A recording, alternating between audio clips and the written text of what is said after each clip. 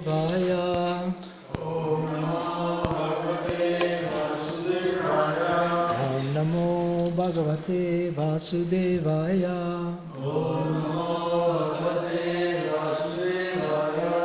Om Namo Bhagavate Vasudevaya.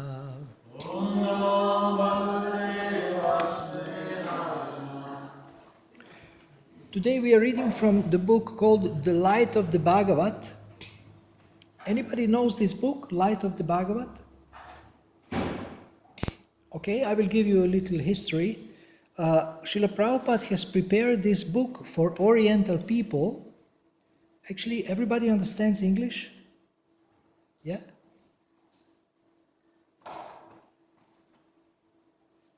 Is there any arrangement for translation if somebody doesn't understand English? Huh? Everybody's okay with English? Yeah? Okay. So, there was a symposium for the cultivation of human spirit in the 60s, and Srila Prabhupada has taken a chapter called The Description of Autumn. It is one of the chapters in the 10th canto of Srimad Bhagavatam, and it gives beautiful metaphors, comparisons from the nature and phenomena in the society, phenomena in the material world. So Srila Prabhupada has prepared it for Oriental people, but somehow he never made it. He never actually went to that conference. And later his disciples have discovered this manuscript, which was typed on the old style typing machine. And Bhaktivedanta Archives once sent me the original scan of the original typed material, but unfortunately I don't have it anymore. You can see how they were edited, corrected the text. I mean, you have to edit the text sometimes. And they have created the book. But this book needed illustrations because there were so many descriptions of nature, beautiful descriptions of nature. Jai, Haribol. And one very famous Chinese artist, one lady, I forgot her name, she actually took this task to illustrate every verse, 48 verses. She made 48 paintings. This was, I would say, maybe the pinnacle or the culmination of her career as an artist, because she has made something for Krishna. At least from our point of view. This was the greatest success of her career. So devotees have combined this. Unfortunately, I don't have it to show it to you, but if you send me an email or contact me on Facebook, my Facebook is Gita Seva, 2 words, Gita Seva, then I can send you a link to the G Plus page. G Plus is an attempt of Google to have Facebook, but it didn't work anyway. But they still have, and somebody has put the whole book with all the illustrations, all the purports, all the verses online on G Plus. So you can see all the photos, all the pictures, and you will have all the texts. And this book is one of my favorite Srila Prabhupada's books, because in 48 verses in purports, he describes amazing things. He speaks about leadership, about Mayavadi philosophy, about Varnashram system, about cow protection, about people from different religions cooperating. So many things are there in this one little book. And you can use it, you can introduce, you can give it to intelligent people, to artists. I think everyone will appreciate this book. It's written actually for people who are not so close to Krishna consciousness. So we will read the first verse and the purport. And this is very significant for us because it speaks about a hope for a new way of life. So we have attempted to start a new way of life in Krishna consciousness, and we have a great hope that we will succeed, that we will gain something by this. So first we will read the verse from the Bhagavatam. The arrival of clouds accompanied by thunder and flashes of lightning all over the sky provides a picture of life-giving hope. Covered by deep bluish clouds, the sky appears artificially dressed. The thunder and lightning within the clouds are signs of hope for a new way of life. The serene sky, limitlessly expansive, is compared to the absolute truth. The living entities are truths manifested in relation with the modes of material nature. The deep bluish cloud covers only an insignificant portion of the limitless sky, and this fractional covering is compared to the quality of ignorance or forgetfulness of the real nature of the living being. A living entity is as pure as the limitless sky. He becomes covered by the cloud of forgetfulness, however, in his tendency for enjoying the material world. Because of this quality, called tamas, ignorance, he considers himself different from the absolute whole and forgets his purity, which is like that of the clear sky. This forgetfulness gives rise to separatism in false ego. Thus, the forgetful living entities, individually and collectively, make sounds like thundering clouds. I am this, it is ours, or it is mine. This mood of false separatism is called the quality of rajas, and it gives rise to a creative force for separate lordship over the mode of tamas.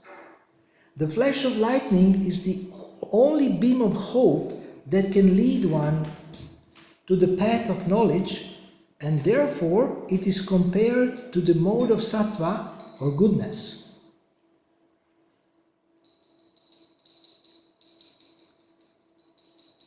So when you see the lightning in the sky, you can remember that we have a hope. We have a hope to achieve self-realization in this lifetime. The limitless sky, or the all-pervading absolute truth, Brahman, is non-different from the covered portion of the sky. But simultaneously, the whole sky is different from the fractional portion that is liable to be covered by the dark cloud. The cloud, accompanied by thunder and lightning, cannot possibly cover the limitless sky. Therefore, the absolute truth, which is compared to the whole sky, is simultaneously one with the manifested living being and different from him. The living being is only a sample of the absolute truth and is prone to be covered by the circumstantial cloud of ignorance. There are two parties of philosophers, generally known as the monists and the dualists. The monist believes that in the oneness of the absolute truth and the living entity, but the dualist believes in the separate identities of the living being and the absolute truth. Above these two classes of philosophers is the philosophy of Achintya Bheda Bheda Tattva, or the truth of simultaneous oneness and difference.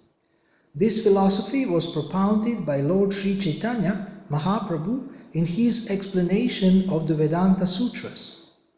The Vedanta is the medium of philosophical interpretations, and thus the Vedanta cannot be the absolute property of any particular class of philosopher. A sincere seeker of the absolute truth is called a Vedantist. Veda means knowledge, Any department of knowledge is called a part of the Vedic knowledge, and Vedanta means the ultimate conclusion of all branches of knowledge. As philosophy is called the science of all sciences, Vedanta is the ultimate philosophy of all philosophical speculations.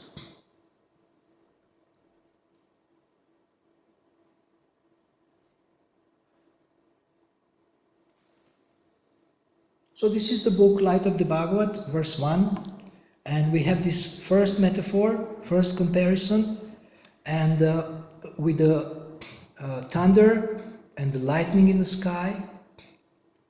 And the sky is cloudy when there is thunder, and then lightning sometimes appears.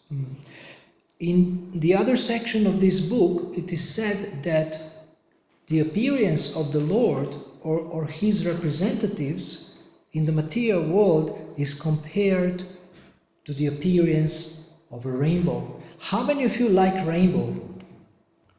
To see the rainbow? How many of you have seen two rainbows at once? Yeah? So when Krishna appears, or his pure devotee like Srila Prabhupada, this is compared to the appearance of a rainbow in the sky. And rainbow is so beautiful. Sky is gray, after the rain still is gray, or maybe it started to clear a little bit, but then when the rainbow appears, everybody is very much attracted. And it's a beautiful natural phenomena. It's actually Krishna's artistic work, the rainbow. So now maybe you don't see so often thunder, you don't see the lightning here. In some countries you can see it more often, but whenever you see it, you can remember that this is like appearance of the mode of goodness in the tamasic and rajasic material world. So we need goodness in our life. When we were driving here, Bhakta Sugi asked me about psychology. Shall we learn something from there, apply something from there, and how this relates to Krishna consciousness? Devotees read sometimes other books, and sometimes they become so attracted to these other books because they feel understood by the author. They feel that this author knows what I'm going through and devotees don't. So sometimes we become so attracted to these other philosophies that they become our new religion, and we even give up Krishna consciousness.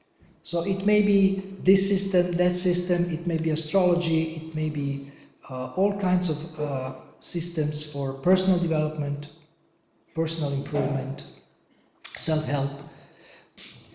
So once people were questioning what I do life coaching, and they were thinking that this is some new age thing or this is something bogus. So once I wrote an article called "What Do I Think of Self-Help?" And I explained there that we can find some value in what other people do. We can learn something from other people, how to be a better human being, how to be in goodness. But everything that people do in the material world is tinged with passion and ignorance. So it's not pure goodness. So therefore it's not attractive for us. It's like you have a sand in the sweet rice. So yes, we can learn from people. For example, I have learned from some people who are not devotees. They are pious people, they believe in God. I have learned how to build trust. There are certain things that build trust and certain things that take away trust or decrease trust. And Srila Prabhupada said that we should build our relationships and our cooperation on love and trust, but we didn't exactly know how to build trust. Now, one obvious way to build trust is if you are a good example. Then people will tend to trust you. If you practice what you preach, people will tend to trust you. But there is one simple thing that everybody will agree with that builds trust is if you make a promise and keep it, trust grows. If you make a promise and keep it, then the trust of the other person will grow. Similarly, if you make a promise to yourself that tomorrow I'm going to get up, tomorrow I'm going to chant my rounds early, and you do it, your trust in yourself grows.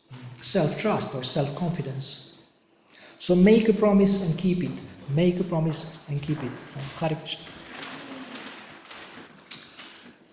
So there is some goodness, there is certain things that we can learn, but this goodness, which is in the material world, is always tinged with passion and ignorance. And the goodness that we are interested in is Vishuddha Sattva or Shuddha Sattva. It means pure goodness. It means that there is no traces of passion and ignorance, rajas and tamas. There is no traces.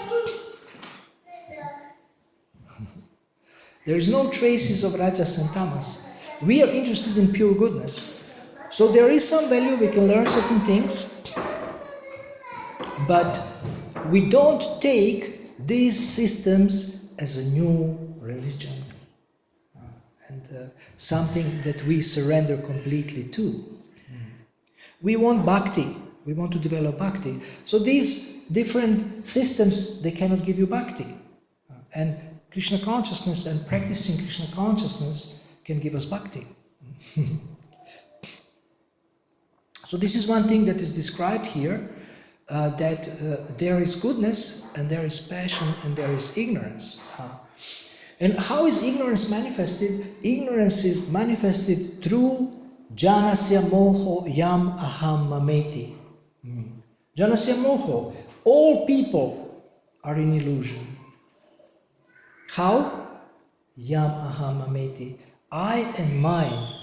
I am this body, and everything that is related to this body is mine.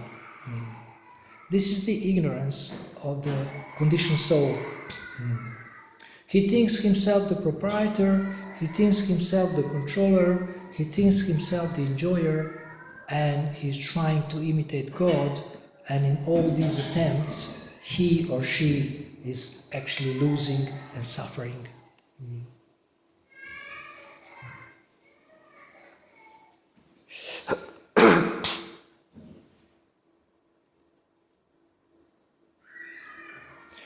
So you will find many teachers who are presenting themselves as representatives of the Vedic culture, as new gurus, whether from India or from the West, and they dress in orange, but they will not speak about the false ego as much as Srila Prabhupada spoke. They will not give restrictions. Srila Prabhupada said, therefore, I don't have so many followers because I have given some restrictions.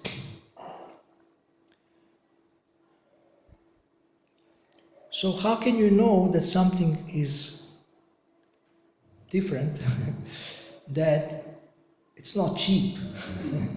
It's not cheap. You have to pay the price. So not many people will step forward to buy diamonds because they don't have money to pay.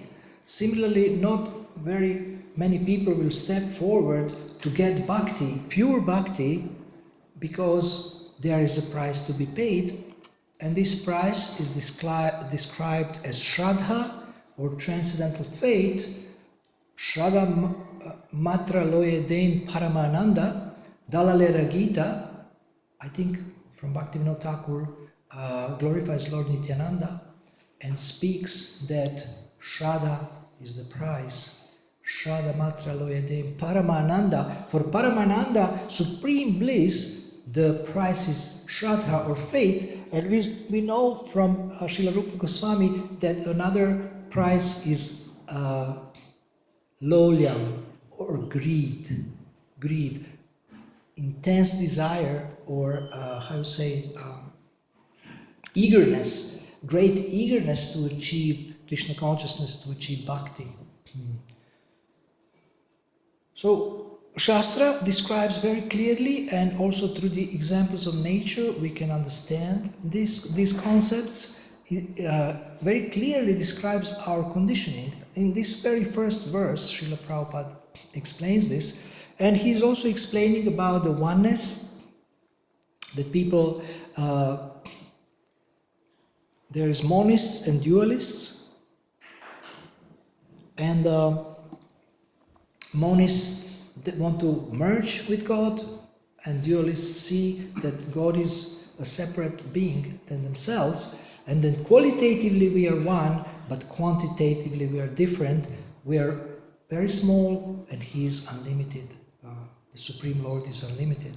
So Chintya Veda Veda Tattva means that we are qualitatively one and quantitatively different than the Supreme Lord. And now there is amazing verses later that describe, for example, compare the mountain. How many of you climb mountains? You're not so much into climbing. In Switzerland you have mountains. So mountains are very strong. Nobody can move them. So determination of a devotee is compared to this huge mountains which are immovable. So when we see a mountain, we can remember that I can be determined as this mountain, unshakable in my desire to make advancement in Krishna consciousness or Bhakti Yoga. In this book, Srila Prabhupada speaks a lot about leadership. And there is something very interesting there. Usually we blame leaders. This is a pastime that conditioned souls have. We can summarize the history of this planet in one sentence. Bad people criticizing bad leaders. And Srila Prabhupada says, if people are bad, then they cannot elect good leaders. So sometimes we ask, why we have such bad leaders? And Srila Prabhupada says, because we are not good. Because we are not good.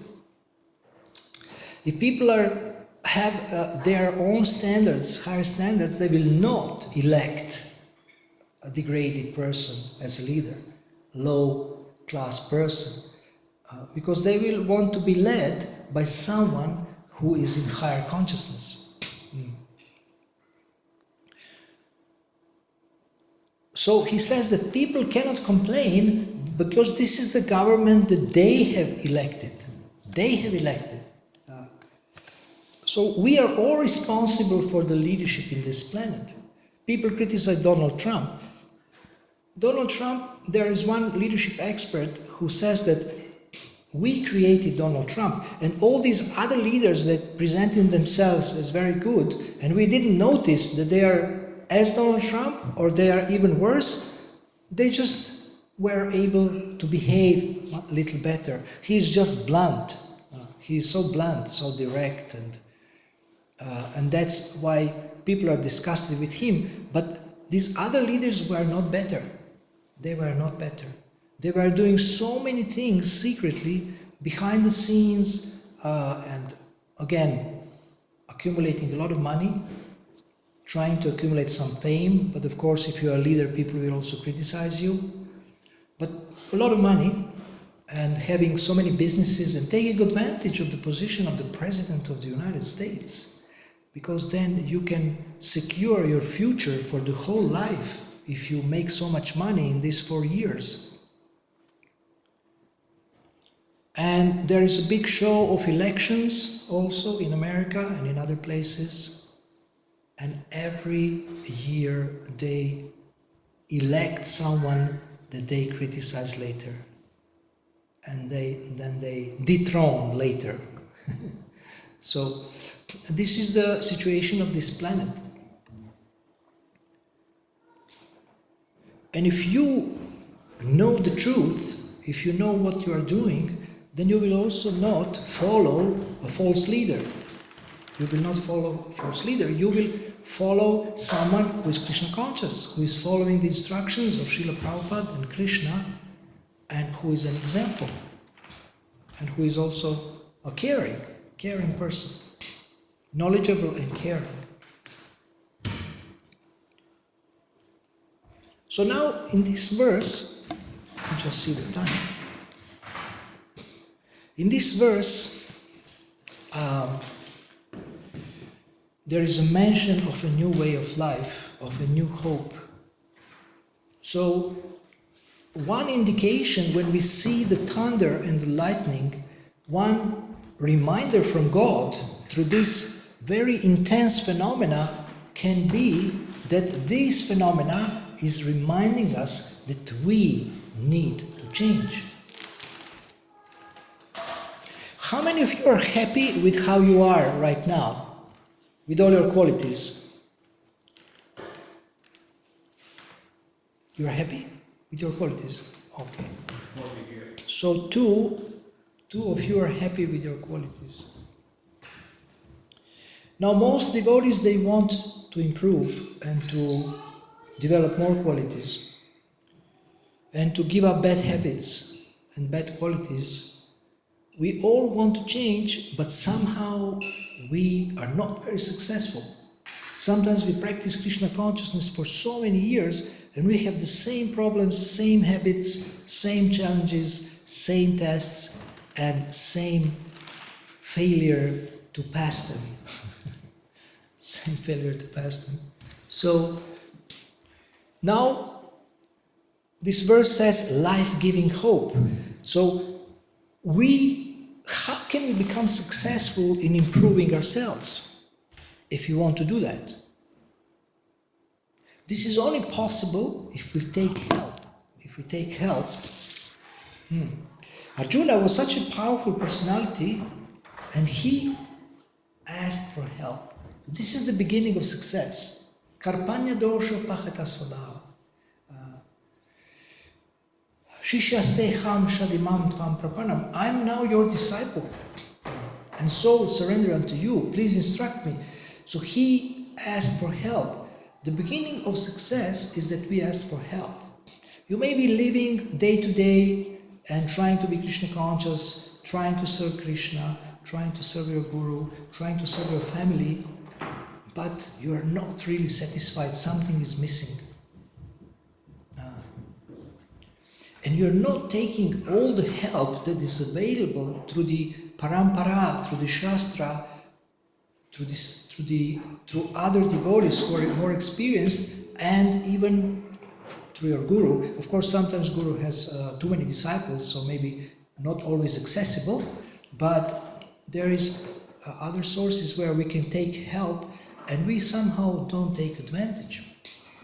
Sometimes people come to me and say, oh, I really want to do this life coaching and you can help me and I want to achieve my goals. And a greater number of devotees express their desire to come for coaching than the real number that comes to me. So fewer devotees come for a real session, but many say, oh, that would be great to have this, to work on my goals. It would be really great. And then they are afraid to come because when we speak, they will confront their own life, their own consciousness, their own desires, their own feelings, their own thoughts. And they have to become more clear about what they want and how they will work on it, how they will going to achieve it. So people are afraid, even alone or with somebody else, to confront what they need to change. They want to change, but they are afraid to even look at this. What is it? Imagine when you could open your heart and then you try to see what is it that I need to change. Oh my God, there is something here, this and that, and there is like 25 things I need to change.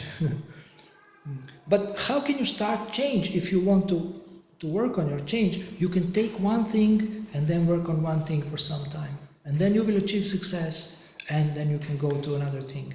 And you can take assistance of someone, or you can try to do it alone, or with the help of books or some audio tapes, listening, learning. But the point is to consciously work on improving ourselves and becoming a better human being, better devotee, more pleasing to Krishna. In the Shastra there is so much about how much Krishna wants us to have the good qualities. It is said in one verse that self-effulgent Vaikuntha planets cannot be attained by those who are not compassionate to others. So if we work just on developing more compassion, it will be very pleasing to Krishna. Then another verse in the 11th canto says that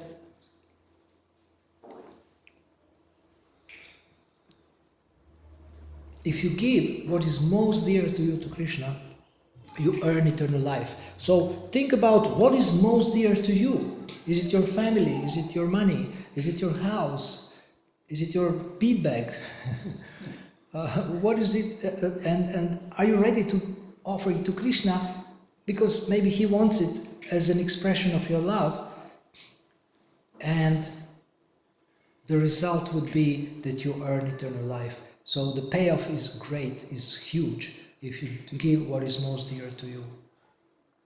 We are afraid to give even something that we don't need.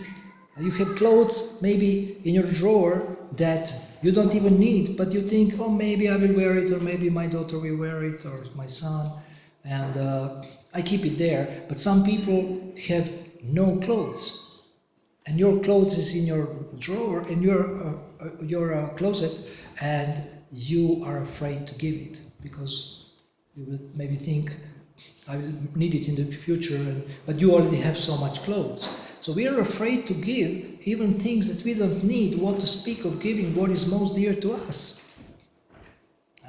I remember people were coming to Bhaktivedanta Manor, and there is a washing room, where is washing machines, and they bring their old clothes for devotees.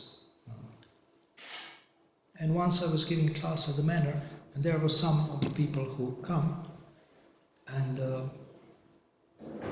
I said that it's nice that you are giving donation in the form of your used clothes and old clothes, but are you ready to give your silk sari or your golden embroidered sari, or your jewels for the deities? Are you ready to give that? And then nobody said anything anyway, yes or no. And I said, but if you do that, Krishna will be very pleased. Because anyway, this belongs to Krishna.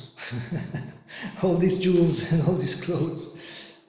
So if you give it as an expression of your love, is a sacrifice, as a gesture, then you can change your consciousness, you can improve. So thank you very much for listening. We have 5 minutes for questions.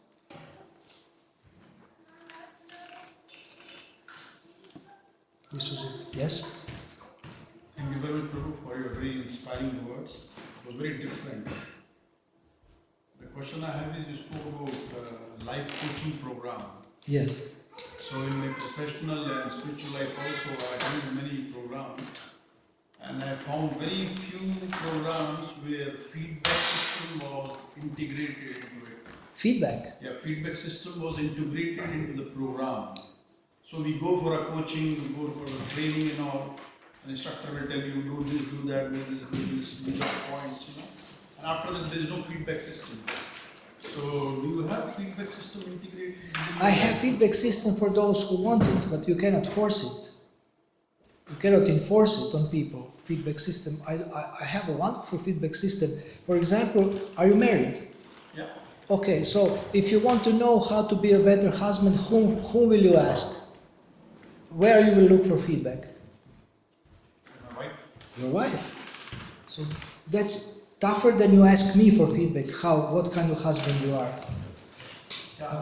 This is a very simple system of feedback, but it's very effective.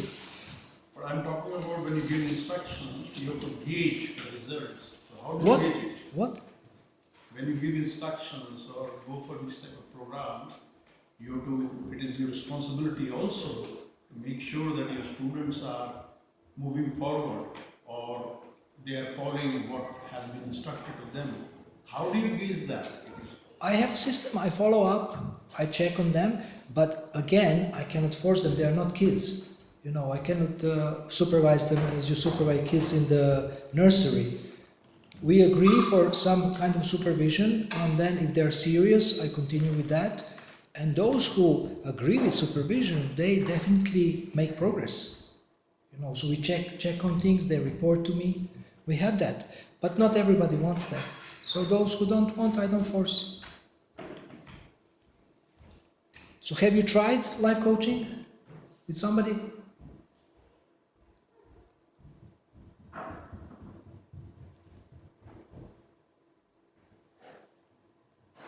Have you tried life coaching with somebody? No? Did you have a coach? Me? Sir? Or you are a coach maybe? Yeah, you. Yeah. You have tried? I tried and I was a coach in my company where I was working. Oh, okay. So this was a common complaint with my students, which I asked you. And then we designed in HP a wonderful feedback system Yeah. for all of them. And then they were happy. Can you send me this? Use the program. Yeah. I would like to learn this feedback system. Maybe I can implement it if possible in ISKCON with devotees I coach.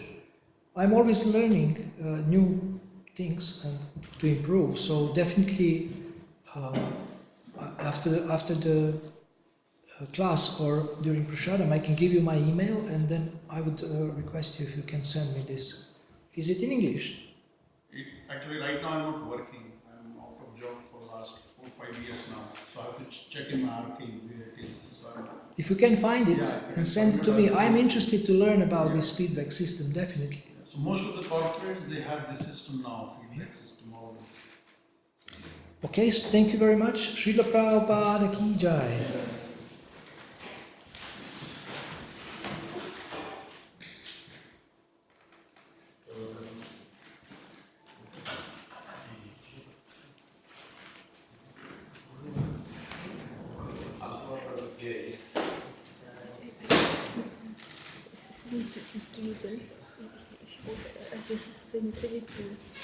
I don't know what's the quality. Whose phone is this? Your phone.